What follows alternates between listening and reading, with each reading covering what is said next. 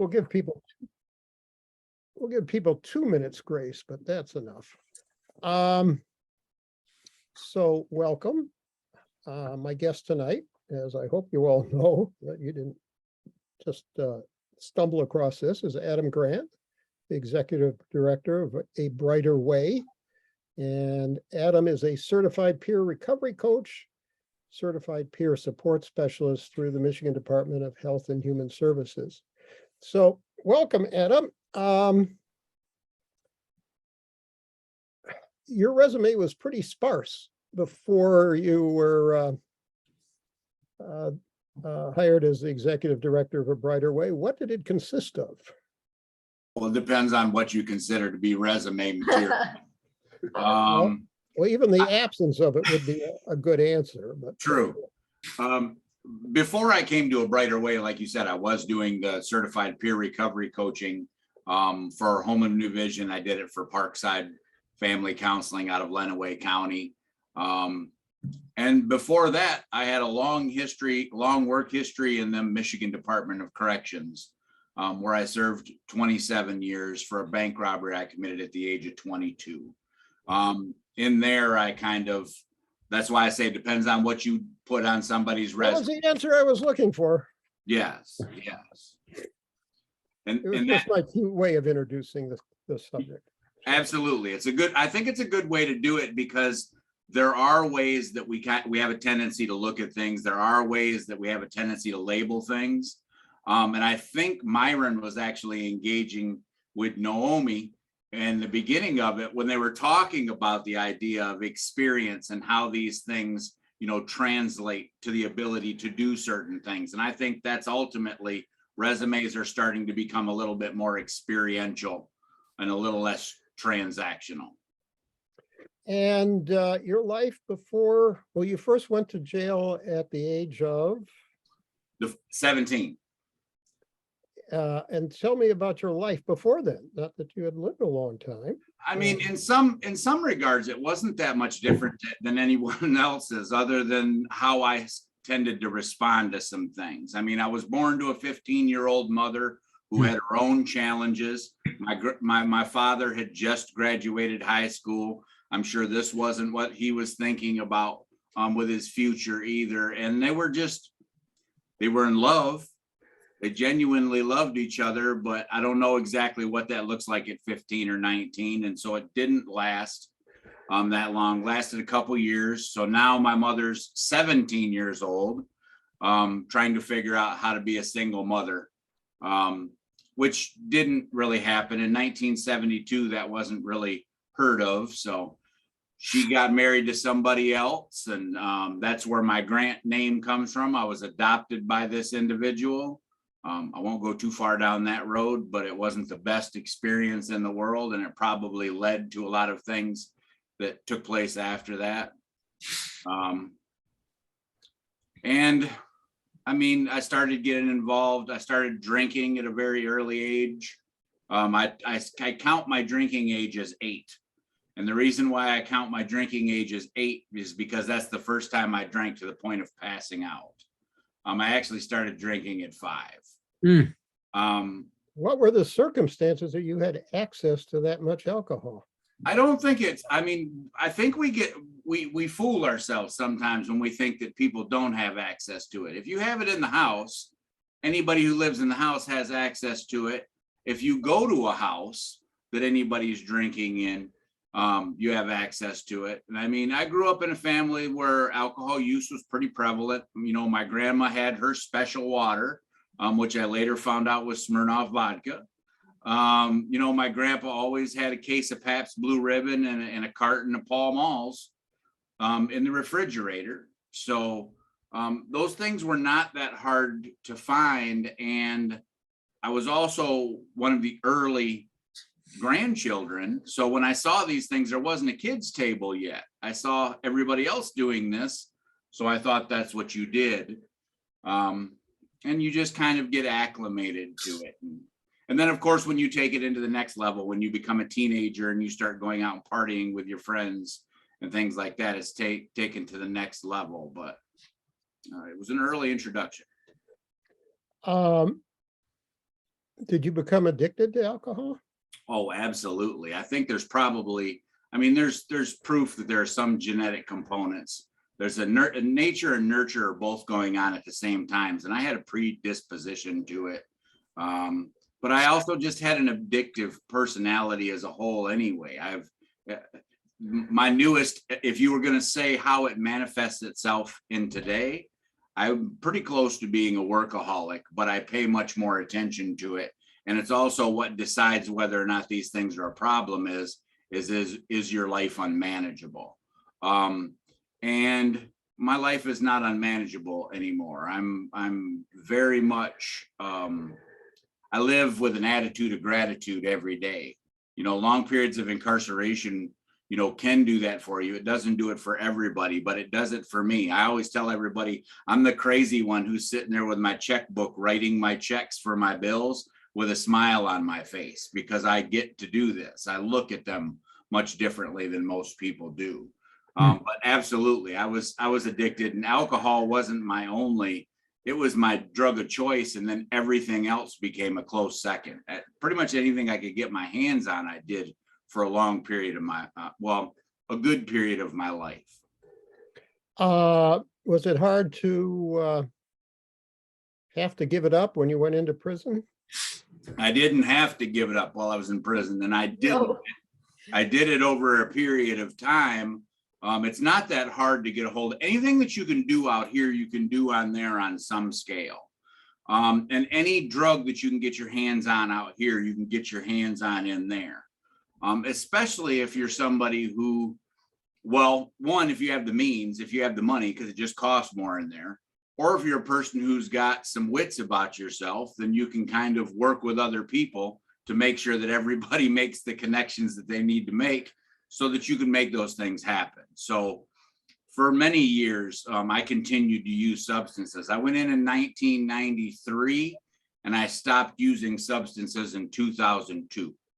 So for 9 years while I was in there, I used various substances. I stopped drinking in 1997 and I stopped incrementally using other substances. And when I stopped using all substances, I also gave up crime and that lifestyle as a whole. So since 2002, you know, as they say, I went 10 toes down on one side of the fence, and I never looked back. You said you gave up crime while you were in jail, not when you went into jail? Yes, and that's pretty typical too. We have a It tendency. may be typical, Right. but it is not commonly known. No. We would like to think that our prison systems, you know, kind of stop all these things from happening, but it's kind of, I can't, ignorance is bliss, I suppose, because if you put a bunch of people who many of which have been involved in crime most of their life, criminality doesn't stop just because you've been sentenced for something. It takes different forms, and there's plenty of violence that takes place, and they're not as violent as most people would think. I used to talk about prison as being long periods of boredom punctuated with random violence, because there would be nothing that would go on for a long period of time, and then everything would just kind of break loose. So the same thing kind of happens with criminality. There are people that find a way to do things. My last criminal acts while I was incarcerated was literally filing taxes.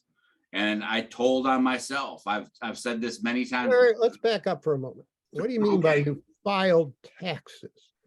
In 2002, most things that were going on out here were still not electronic. And there were still paper means of doing these things, you know, filing taxes and things of the like. And so it was for a long time, there were several people who were actually doing it.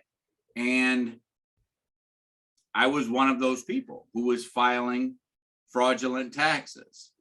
And like I said, I came to a crossroads in my life where I was either Wait. Still don't quite get how this works. So you were filing tax returns trying to get refunds? Yes. On whose behalf? On anybody's behalf. And then you could just find somebody. How did you identify someone who was a taxpayer. You would be surprised how easy. I'm getting very surprised. Yeah, especially in the Department of Corrections, how easy it is to get a hold of somebody's personal information, including their social security number. Their social security number is pasted all over their PSI, which could be in their foot. PSI is what? Pre-sentence investigation. Something everybody who goes to prison has one of them. They usually have one in their foot locker, and a lot of them will show it to you so that they can show you what crime they're in on if they're accused of being in some other crime. They also have a tendency to kind of be left out in the counselor's office on occasion. It's not that hard to run across any of that information. It may not be the same way now. Let me say it's not. I'm not going to say in the present tense. It wasn't that hard. For all of you who are thinking of trying to get some advice from Adam for criminality, it isn't going to work. It happened to me. I had, when I went to file my taxes a couple of years ago, it turned out somebody had already tried to get a refund. And yeah, they had taken my name and social security number, and so that happens. It happened to me. Where did you get the employee identification numbers that would be required? It started out, I mean, different people had different ones that they had from their previous employers, but it just so happened that at this point in time, we actually had the Department of Corrections EID. Yeah, and I think so when I actually, like I said, I've never told on anybody before in my life. And when I told on myself in this circumstances, I think it was one of the reasons why they were kind of as upset as they were. Imagine that. Yeah. Yeah. But like I said, I'd committed to changing my life. So I literally went to the inspector and said, this is what I'm doing. These are the ones that are out there. You know, I'm done. And I haven't. What prompted you to go straight on this? I think, like I said, this was an incremental change. I mean, I did 27 years, and we're talking about in 2002, I was 9 years into my incarceration. So not even at the halfway point. But I'd started to have smaller epiphanies, you know, going on in my life. They started when I went to quarantine. Quarantine's where you start out mostly in Jackson. Some people went to Riverside, and they decide what facilities you need to be housed in, what programs you may need to participate in, things like that. And so my first epiphany started there when I realized that I had some choices to make. And I literally laughed out loud in my cell that day, because I remember thinking to myself, I wish I knew I had choices 6 months before that, because I thought everything was kind of predestined in my life, and that I was just following what was already going to happen. And what would you have done differently 6 months earlier? I didn't quite hear that one. What would you have done differently 6 months earlier if you had that epiphany then? Under that circumstances, I certainly wouldn't have robbed the bank that I did. But I want to say this too, and I will jump way ahead because I think that's really important, because sometimes we get into reverse engineering and we think somehow things would have been better. I tell people this all the time, and I genuinely mean it. And I don't think many people can actually say this. I have one regret in my life, and it's not that I did 27 years in prison. It's not many of the things that has made me the person that I am today. It's the fact that people got hurt from the things that I did. The fact is that I came out the other side of this a person that I am so proud to be under any circumstances, let alone to have overcome the things that I have to be here. So the only thing that I regret is that people got hurt. Chuck, I have a question. And maybe, Adam, this is something is part of what you're going to speak to, but was it for two questions? One, was this 27 consecutive years? Yes. Okay. And did anything in prison give you an opportunity to make yourself a better put yourself in a better position, or was this all self-directed? In other words, did you have to overcome whatever prison wasn't doing for you?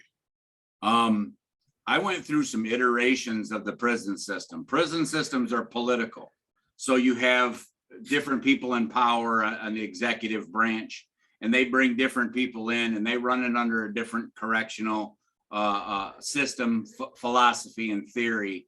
So a lot of times over that long a period of time, the theories that come into place actually are counterproductive to one another. They actually battle one another. I don't want to say that there weren't any opportunities. There were opportunities. I took advantage of them, but I also had to make the majority of the opportunities that I had, because the way the system is designed is the closer you are to your out date, to your release date, that's when you can participate in the state sanctioned and state run programs. And that usually equates itself to about 2 years before you get out. So essentially, that would have been 25 years of the yard educating me and 2 years of an actual formal education had I just decided to accept that.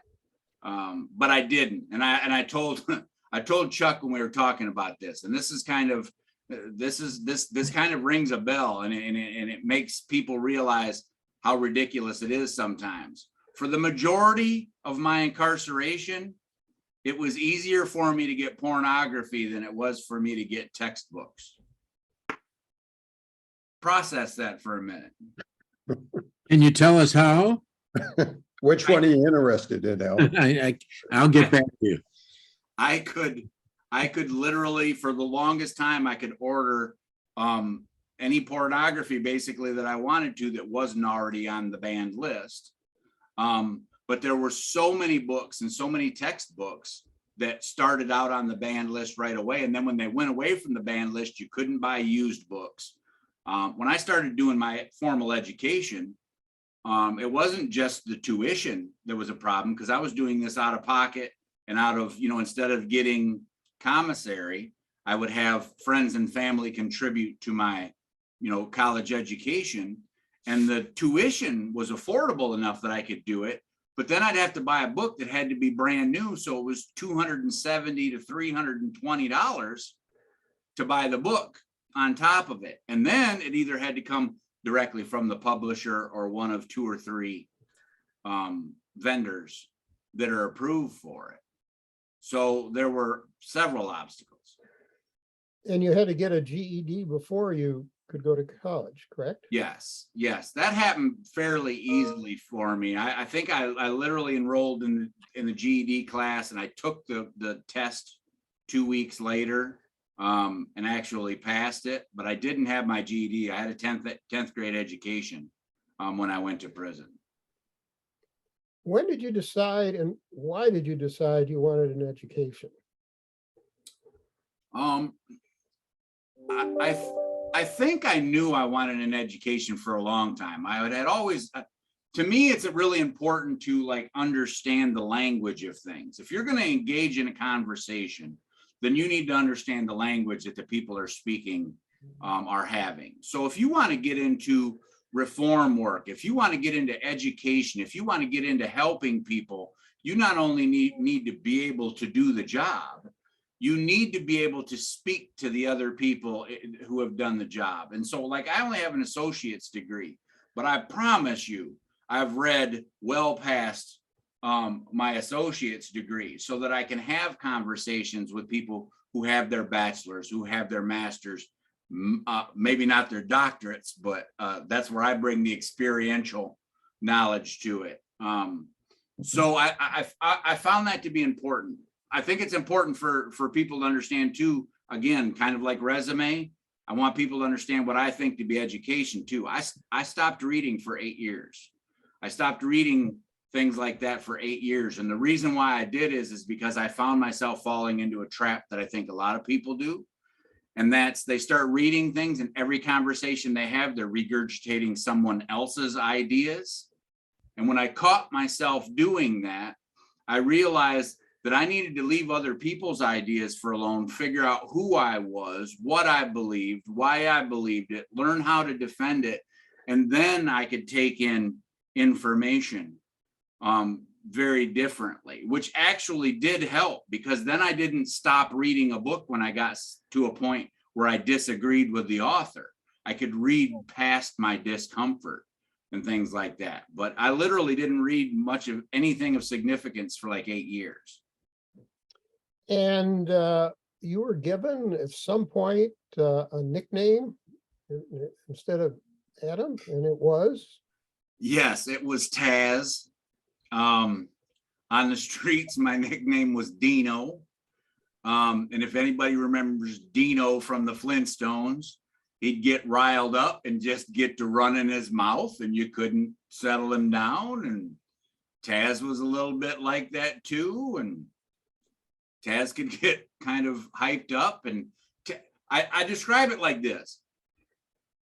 And again, this is another one of those things that when you are in prison, you start to understand this. I'm grateful for Taz.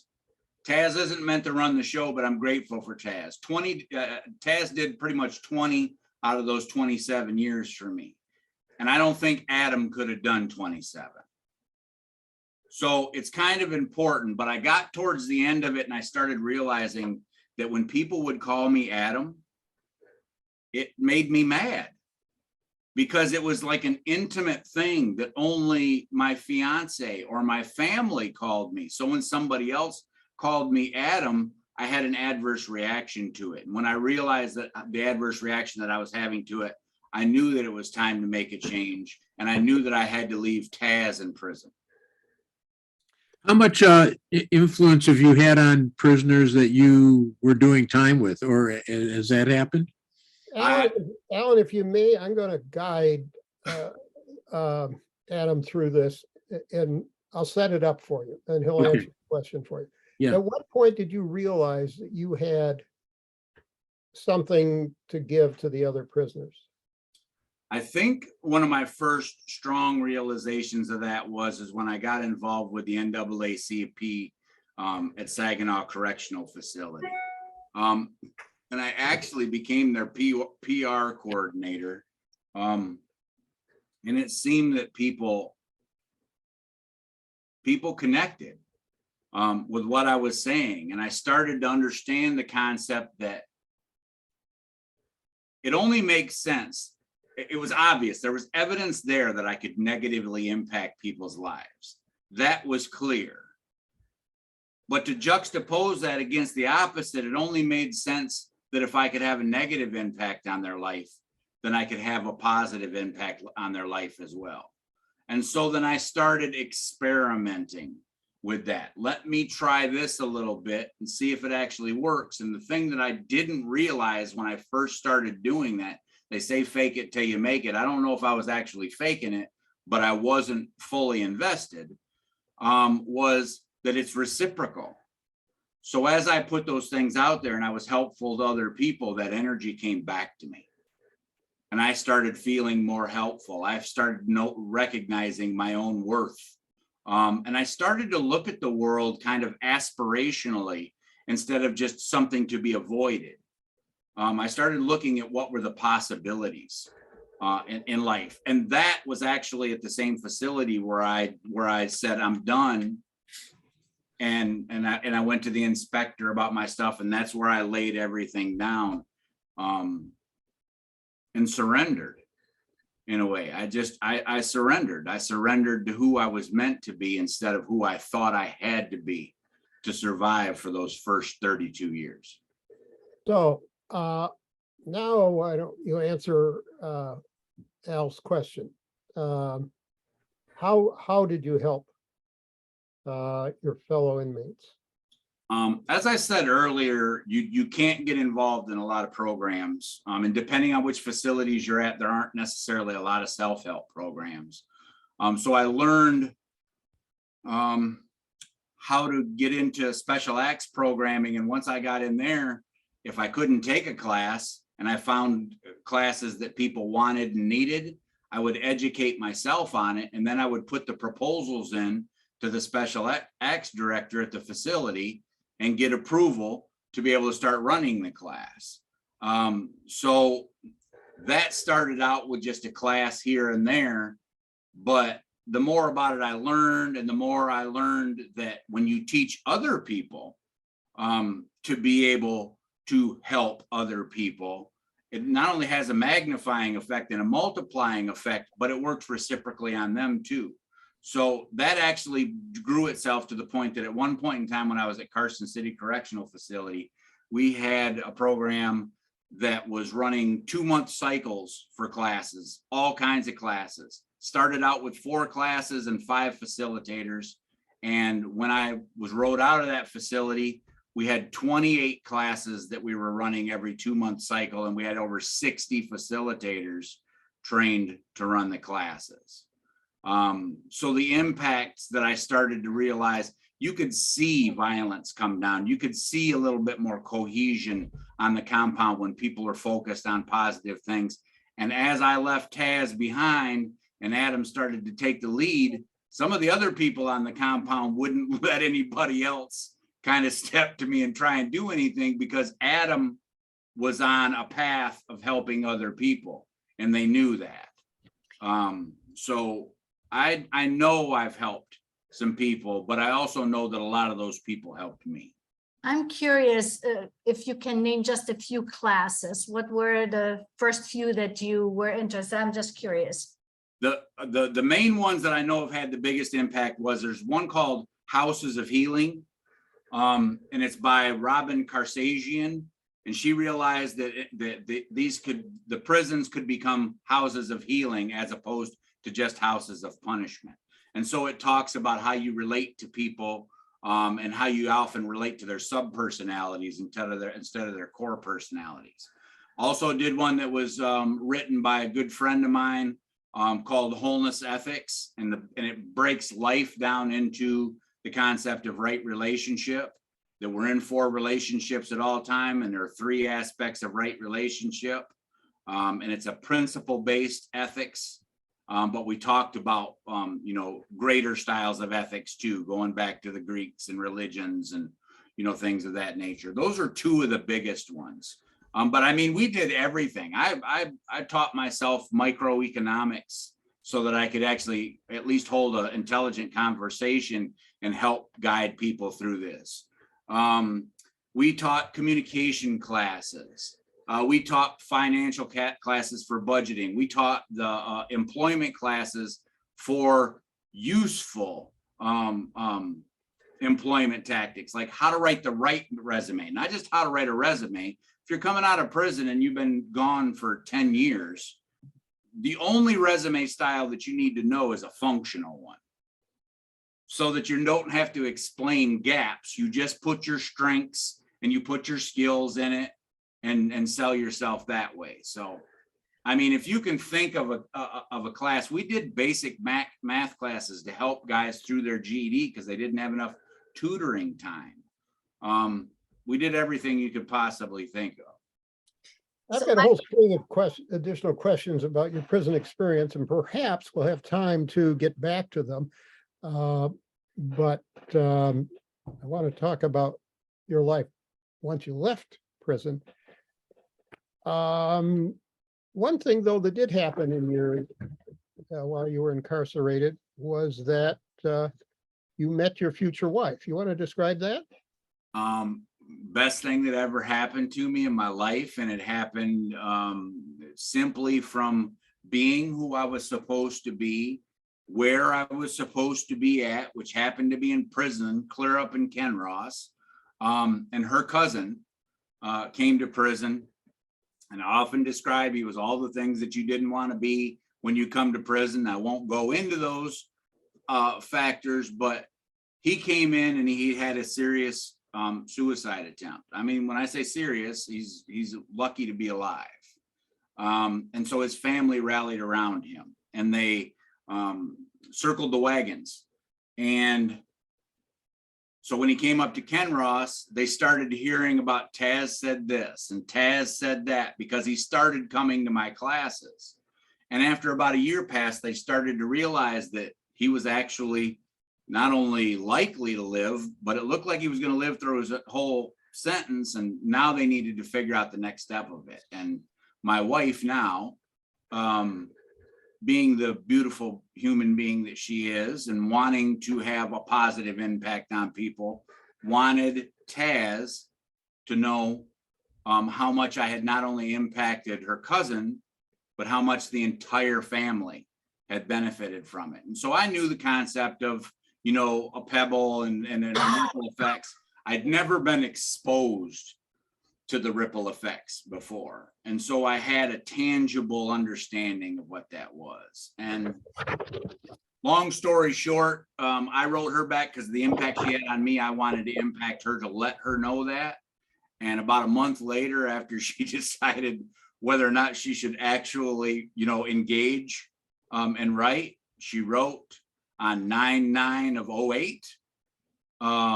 And we've been inseparable ever since. We got married last year on 9/9, and on our 13-year anniversary of being together.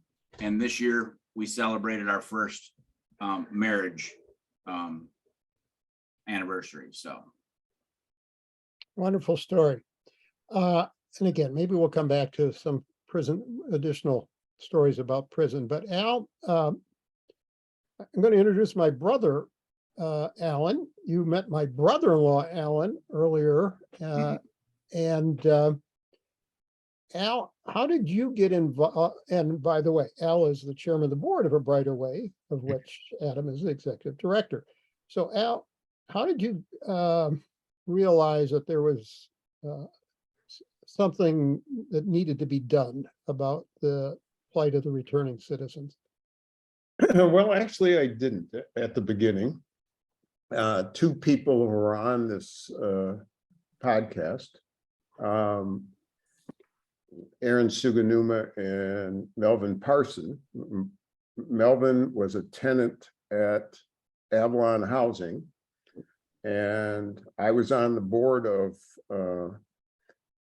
Avalon Housing, and Aaron and Melvin had an idea about how to help people getting out. They clearly needed help in building the organization. And I knew nothing about criminal justice. I mean, I didn't know anything, but volunteered to do it. And I've been the chair since its inception. And before the pandemic, we could go into the prison to recruit.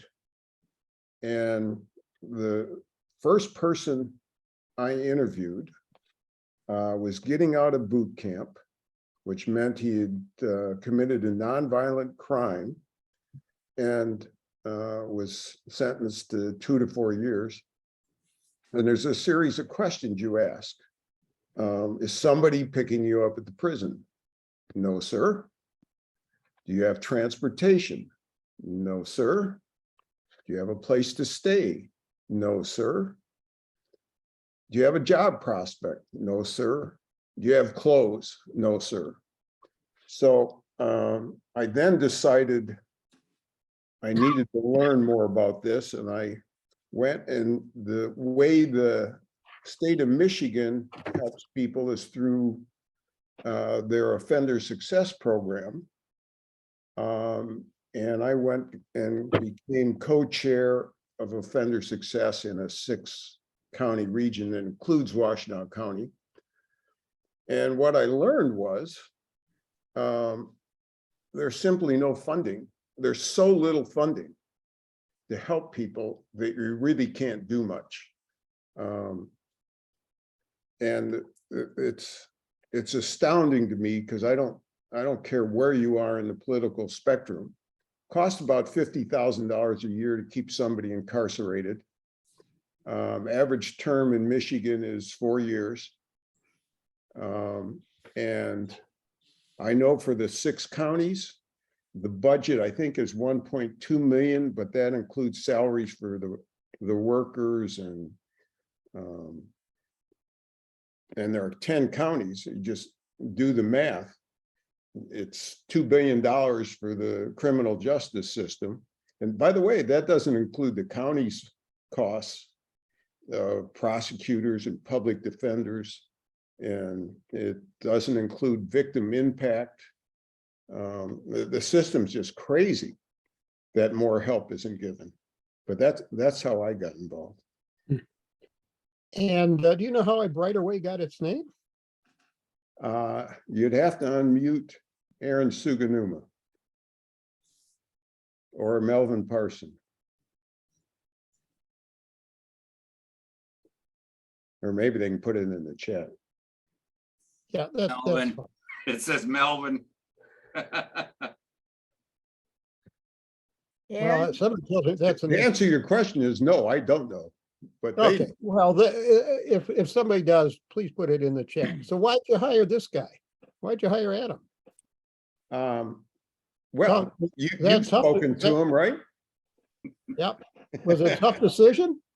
I had a number of candidates, and by the way, Aaron Suganuma highly recommended him. And he is a workaholic, which is pretty obvious. He's a serious workaholic. Well, that reminds me of a story of a guy who goes to see a psychiatrist, and the psychiatrist says, why are you here? What's your problem? He says, oh, I don't have a problem. I'm here to talk to you about my brother. Well, what's wrong with your brother? He says, well, he thinks he's a chicken. He thinks he's a chicken. Why how long has he felt this way? He says, about 2 years. He says, what took so long for you to come see me? He says, well, we need the eggs. So yeah, he's an alcoholic, but you need that. That's good. That's good. Don't cure him too quickly. So Adam, back to you. Yeah.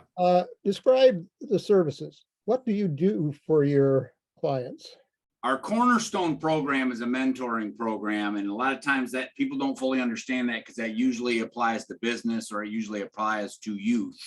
But it's kind of like a navigation, and we're kind of trying to take a two-pronged approach to this now, which is one person who works with the person who's returned, and one that has been criminally justice impacted, and one person that hasn't.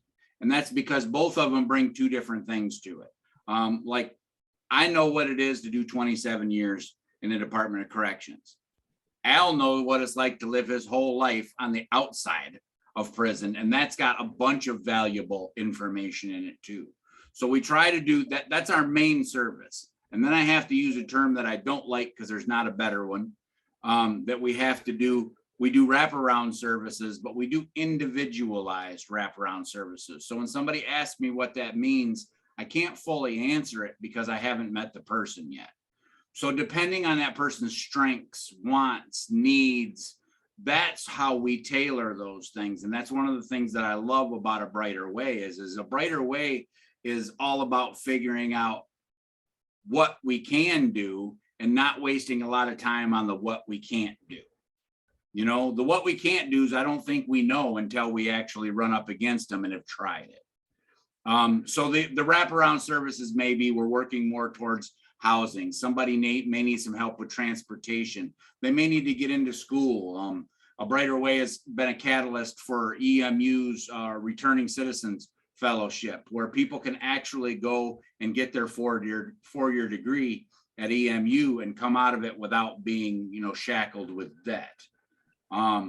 So they're just a bunch of services. EMU subsidizing that?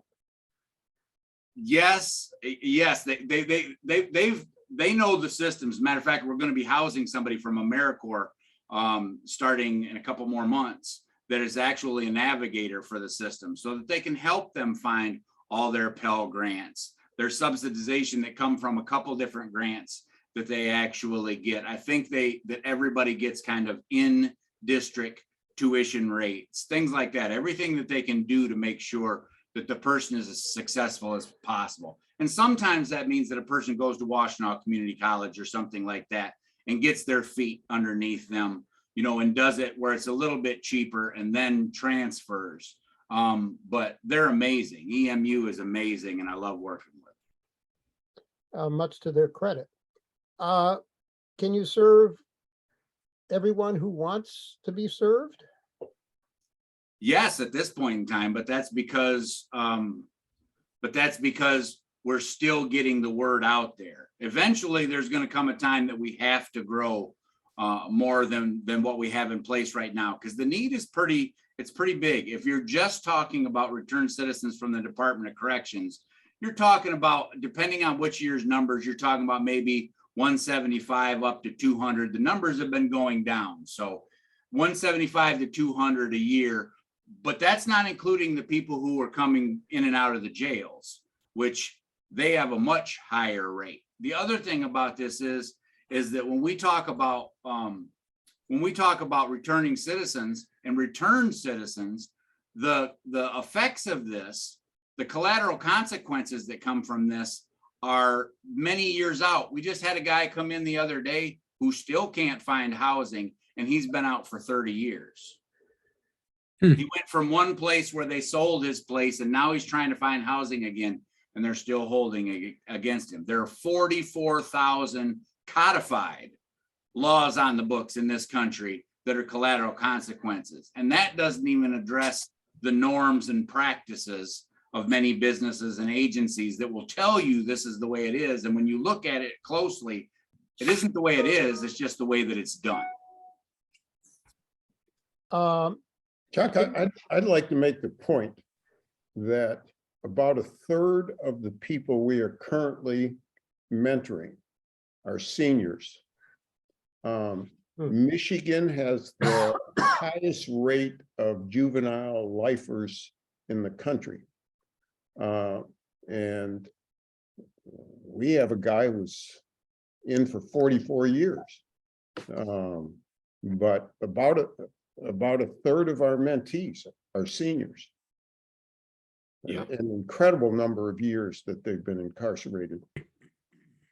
Well, that costs the state a couple bucks. Didn't the juvenile lifer, isn't there something in the news lately about looking at that again, the juvenile lifer? Well, it was declared unconstitutional. That's why people are getting out. But just so you know, because again, like Chuck was talking about earlier, sometimes we fill in the blanks. When you read that on the news, people think that means that they're getting out. The way the law got interpreted is that people who are sentenced as a juvenile had the right to be resentenced. And many of them, depending on what county they're in, and their circumstances during their incarceration, get resentenced to life or to some number of years. The law basically said they weren't to be sentenced as juveniles, and that's the way that they went. But there's a lot of judges have a lot of power in this system, and in some cases much more than they need to. There's a lot of people that are in there right now that still would be assets to their community if they were given an opportunity. When someone gets out, what percentage do you think, if given the proper support, would never go back to prison? It's a hard one to speculate on, but I think that we could do a lot better. Like you went to asking how the name A Brighter Way came about. From my discussions with Melvin and Aaron, I would say because they kept talking about a better way. And there's always a better way to do these things. That doesn't mean that one group has the idea, but the fact is that we could do better. And I think if we start giving people opportunities to succeed instead of planning for their failure, then we would have much better results in these situations. One of the biggest problems that people face, other than housing, I'm not even going to address housing. Housing is so big you can't even talk about it, especially in Washtenaw County where you got University of Michigan and EMU. They've got a perpetual cycle of people to rent. Other than that, it is that people can get work, but they can't get into careers. You can't get licensed in most things. If a guy had a barber's license when he went to prison, he loses his barber's license. It gets to be ridiculous. And then you're asking people to rebuild their lives or possibly build their lives for the first time in their lives with their hands tied behind their back. And then you start throwing things into it like race, generational trauma that have been brought into these situations, all of these things going on. And the whole time somebody's holding their shoulders down so they can't completely stand up until they're completely released, you know, from supervision. And the problem is that a lot of times that when that pressure is released, when the person gets off parole and they haven't been, you know, dealt with on a higher level and aspirationally, then they feel the need to celebrate. And they still haven't learned what their life is worth. So the things that they use to celebrate often get them back in trouble. And these things need to start from the day that they come home. How would you change the system? Oh, I think there's already a movement towards it, because I think what has to happen, I used to tell a friend of mine that the best classes when we were in prison would have been composed of one staff member, one volunteer, and one of us that was incarcerated, because each one of them has its own credibility and brings something to the table. I think one of the problems, and it's starting very slowly to get to change, is one of the things that needs to be done is the parole agency can't be everything, just like the police can't be everything. The police can't be social workers, and they can't be getting cats out of trees and everything like that. You want police to be police, and you want to bring some social workers in to be able to do that kind of work. The same thing I think needs to happen in the parole agents, to the parole agent's office. They have too much on their plate, and they're being asked to do too many things. I don't think that you can house supports and supervision under the same roof. When you have both of those things going on, first off, people won't engage in the supports that are available because they don't trust the supervision aspect of it. So if they get to the point where they could uncouple some of these things and they could take care of the supervision component of it, they would have less on their plates, and then defer some of the funding, or at least some of the supports, to some of the agencies in the community that especially are led by people who are formerly incarcerated. Because we do know some things that you can only know by being incarcerated, just like a person who's been working in the parole office for 20 years can only know something that they would know from 20 years in the parole office.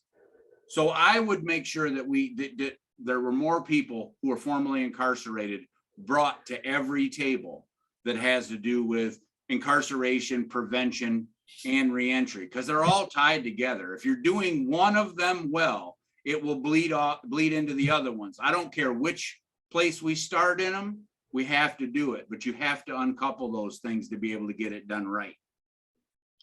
What would you do if you had more funding?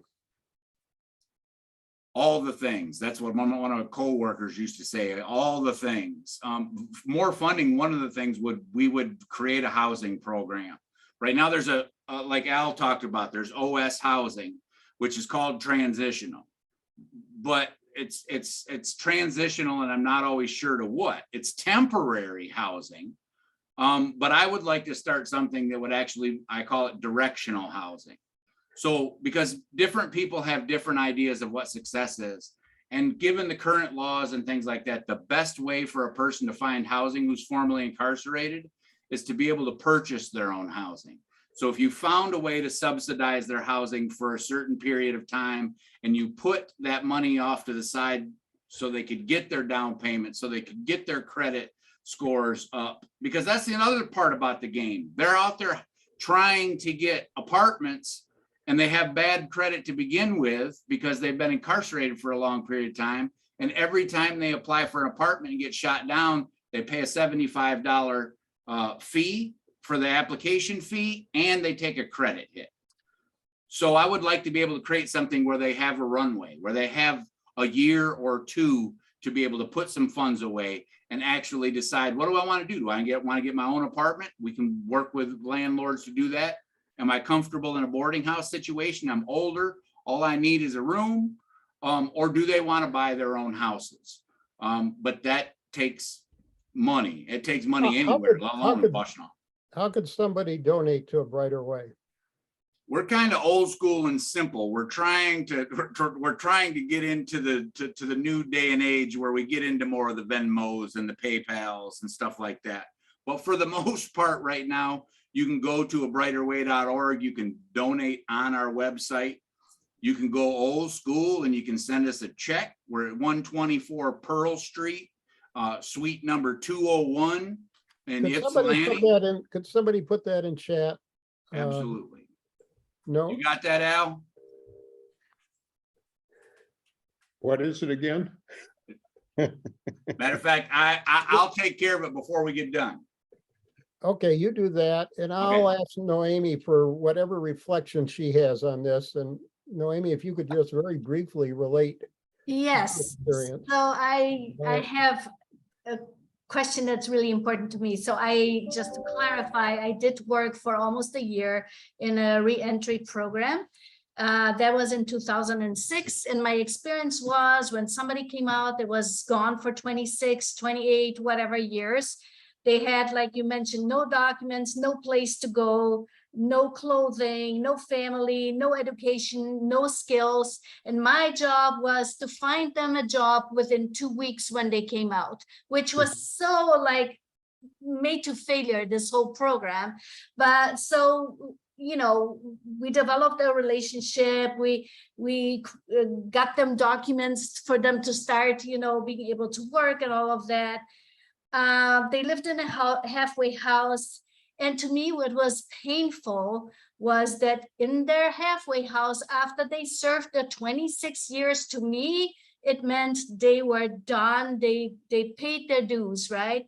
And they were still treated like a subspecies, like not like a human person. When they left the halfway house in the morning, when they came back in the afternoon, they had to strip their clothes. They had to show all their every place they had to see if they weren't hiding drugs or anything. And I found that there was no dignity, no respect. How is it nowadays? Is there a change? To me, a person that served their time deserves to be treated like a human. So I would like you to comment on that.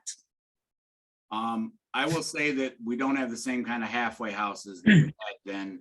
We have a different system, so you don't have the same kind of strip searches and things like that. But I think the dignity is hugely important, because I think it's often stripped. And the fact that you used a strip search, you know, that anybody who's ever been strip searched, let alone by a strip search by somebody who might be abusive and enjoying themselves a little bit too much, understands how dehumanizing that is and how hard it is to overcome. But to answer your question, in some circles, yes. In some circles, people are more accepting. They understand that you've done what you've done, you've served your time. And then there's other groups that you will never have served enough time. To go back to the housing example, I am 2.5 years since I've been home. I'm the executive director of A Brighter Way, and I have a 783 credit score. And I can't rent most places that I want to rent. We tried to rent right above my mother-in-law so that we could be closer to her. They said absolutely not even if we paid 6 months rent in advance. Al, you want to talk about one of your triumphs, achievements? Well, I want to make a point to Naomi's. I was speaking to a guy who spent 20 years. And he said to me, all my life, people just wanted me not to do something bad. And then he teared up and said, for the first time in my life, people want me to do good. And it's sort of what we're doing. I do believe in that. I think Yeah, that's absolutely. both You know, and this this- is a tough guy that's tearing up. Yeah. But nobody ever they just wanted him not to do something bad. And somebody once told me you cannot frame goals in the negative. And that's what so much of the system is. don't go back to prison, don't get in trouble. Those are successes. And I don't believe that. When your quality of life is better on the outside, then you won't go back to the inside. Right. But support, I think support system is also very important for people coming out. They don't have usually a support system. Yeah, And that's what I think you probably do. sure. What was your question, Chuck? What's your, do you have a relationship with your mother now? And what is it? Absolutely do love my mother. I know she loves me, and I know that for the first time, and I don't know how long, she's actually able to be proud of me. Remember 15 years old when she had me, and I was a handful. I'd have been a handful if she knew what she was doing, and she really didn't. So we had a long period where we didn't talk, and it was best for both of us. But ultimately, we found our way back to each other. We have an amazing relationship. Really quick story. I accidentally liked something on her Facebook before when we weren't even talking, and I didn't know how to undo it. And I happened to do it on my 50th birthday. And so when I came home and my wife had shown me how to undo it, there was already a response there that said happy 50th. And so we've got an amazing relationship now. Well, you got to give her a lot of credit too. I do. I mean, her life clearly had enormous challenges too. One last You didn't question. have to put so much emphasis on enormous there, Chuck. Well, when you said Taz was your nickname, the only thing I could think of was Tasmanian Devil. True. One last question for me. Your fellow inmates and your clientele, to a significant extent, are not Caucasians. Right. Did you learn anything from them? And what was your relationship? What is your relationship with them? I'm constantly learning things from them. I talk about this, and if you go back to some of my older Facebook posts, I realized that even though I did 27 years, I did 27 years as a white male, and I was released as a white male, and those things have privilege associated with them. So I never take that for granted, and I never assume that I understand what somebody else's position or challenges that they face are. The first thing you have to do is listen to people. You don't assume anything. I don't care. I did 27 years. I know exactly what it is like for Adam and Taz for part of it to do 27 years. I don't know what it's like for anybody else. I don't know what it's like, for a black male. I don't know what it's like for a black female or Hispanic or Native. I don't know. And I don't even know what it is for another white male to have done that. So nobody cares what you know until they know that you care. So you have to start out with that first foot forward is letting them know that you care by listening. What kind of legal representation did you have at the time you got went through the process? I see the smile already answers my question. Right. Well, about 3 years after I got sentenced, my lawyer got actually committed suicide because he had scammed a bunch of people as their payee and stuff. So that gives you an idea of my representation. I have a couple requests of those of you who are watching tonight. The first is, if you could put in chat what you think of, what you thought of our Adam and the show tonight. Because if there's some good quotes in there, I want to use it in promoting the video. I think you'll agree with me that this is Adam and Al and A Brighter Way, just outstanding, heartwarming examples of human potential and what happens when people care. And I would very much like more people to see this video. As I said earlier, people had a real conflict tonight. So the two things I want from you. One is give me some quotes in chat so I can use it to honestly promote and not have to make them up, because Adam taught me it's easier to just tell the truth. That's right. And then secondly, you will all get notification of the link to this show, and I would like you to share it and share it widely. More people need to hear Adam's story and A Brighter Way story. Somebody So- was asking about the video, Chuck, how you see the video? Since you registered for this, you will get an email with the link in it. And when you get that, did I misspeak, Noemi? No, that is correct. Or also on the JCC website, jccanarbor.org. I post all our conversations there, so it will be there probably tomorrow. I will post it already. So you can find it there. Yes. While people are hopefully adding something to chat, were there any other questions? Well, I'll ask you one. Sure. Do you still have any relationships with your former inmates? One, and that's the guy who inspired me with the ethics class. He's doing 60 to 90 years in the Department of Corrections for a bar fight that went wrong. They went to the ground with the old pocket knife, and the guy bled out.